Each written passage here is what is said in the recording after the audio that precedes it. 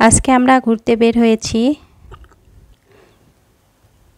সেখানেই যাচ্ছি। সকাল সকাল বের হয়েছি আর এখন রওনা দিয়ে দিয়েছি। আসসালামু আলাইকুম, কেমন আছেন সবাই? আশা করছি যে যেখানে আছেন ভালো আছেন। আমি আলহামদুলিল্লাহ ভালো আছি। নতুন আরেকটি দিনে নতুন আরেকটি ভিডিও নিয়ে চলে আসলাম। আশা করছি আপনাদের ভালো লাগবে।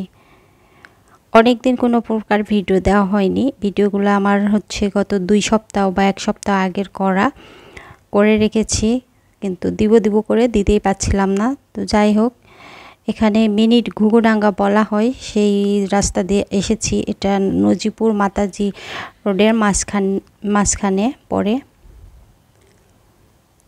আমরা আজকে বাইকে করেই যাচ্ছি, আর বাইকে করে গেলে দেখা যায় যে একটু থেমে থেমে গেলে ভালো লাগে। এখানে একটু দাঁড়িয়েছিলাম, আর সেই দিন প্রচণ্ড পরিমাণে একটু গরমই ছিল, অনেক বেশি রোদ ছিল। তো যাই হোক, কথা বলতে বলতে চলে এসেছি আমরা সেই রাজবাড়ির সামনে। এসে এখানে একটা পুকুর আছে, পুকুরের ঘাটে দেখতেছিলাম। এখান থেকে দেখে তারপর ভিতরের দিকে যাব। এই পুকুরে মাছ চাষ করা হচ্ছে। এটা হচ্ছে রাজবাড়ির সামনের দিকটা যদিও সুন্দর আছে, তবে ভিতরের দিকটা একেবারেই ভাঙচুর হয়ে গেছে, একদমই ভালো না। অনেক বড় জায়গা নিয়ে এই রাজবাড়িটা, যেহেতু এখানে কোনো প্রকারের সংরক্ষণের ব্যবস্থা নাই, এই কারণে দেখা যাচ্ছে যে আরও বেশি ভেঙে ভেঙে পড়ে যাচ্ছে। এক সময় দেখা যাবে যে পুরা বাড়িটাই ভেঙে যাবে।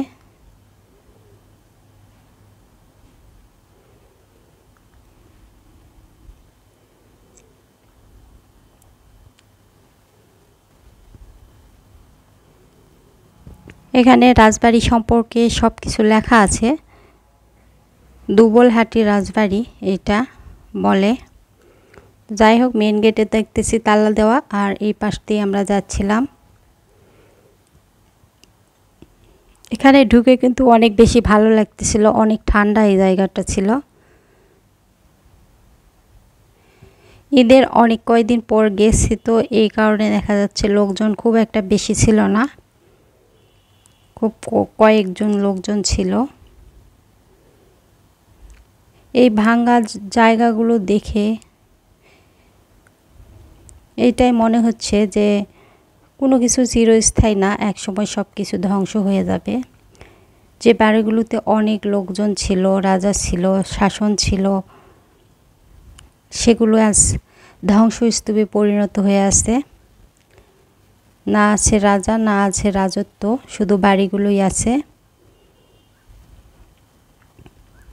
সে বাড়িগুলো খুব একটা ভালো না, ভাঙে ভাঙে পড়ে গেছে, জানালা দরজা কিছুই নাই।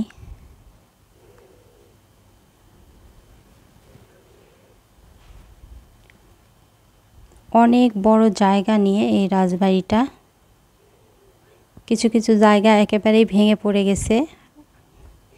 এগুলো সংরক্ষণ না করলে দেখা যাবে যেটুকু আছে এটুকু এক সময় থাকবে না।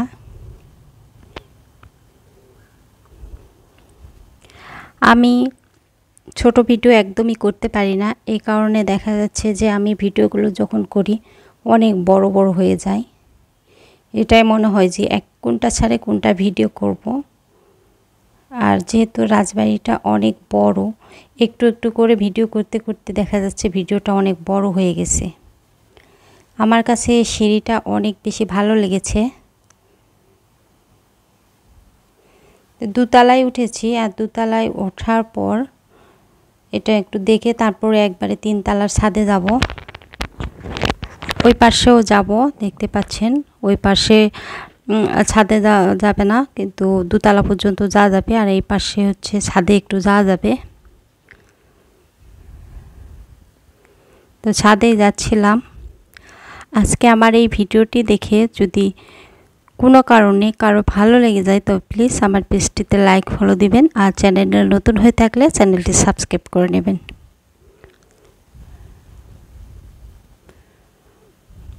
আর এখন খুব বেশি অলস হয়ে গেছি, ভিডিও করলেও দেখা যাচ্ছে এডিটিং করলেও ভয়েস দিতে আর ইচ্ছা করে না, এই কারণে শেয়ারও করতে পারি না। তারপর নেমে চলে এসেছি নিচে।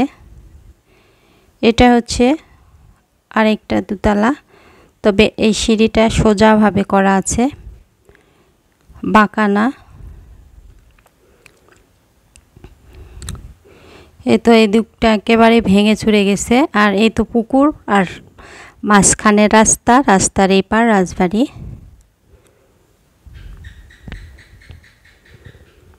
যখন ভালো ছিল দেখতে কতই না সুন্দর ছিল।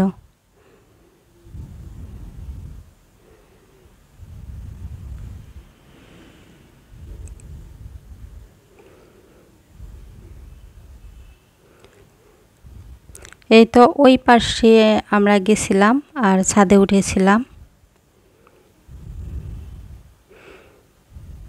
যেহেতু ভাঙাচোরা জায়গা, একটু সাবধানে কেউ যদি আসেন তাহলে চলাফেরা করবেন।